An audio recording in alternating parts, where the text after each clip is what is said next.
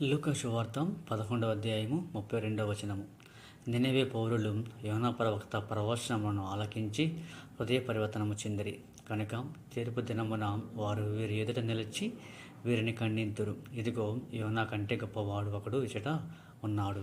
ప్రియమైన దేవుని బిడ్డలారా, దేవుని వాక్కు నినవే పట్టణంలో ప్రవచించబడింది కనుక వాళ్ళు పశ్చాత్తాపపడి పాపముల నుండి వైదొలిగి ఉన్నారు, రక్షించబడి ఉన్నారు.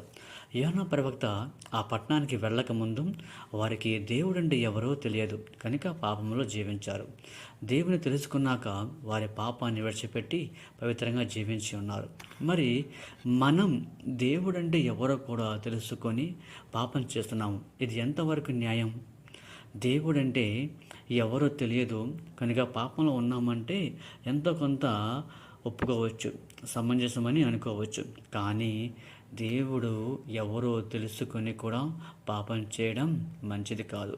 కనుక మన పాపములకు పశ్చాత్తాపపడి పవిత్రంగా జీవించుదామా?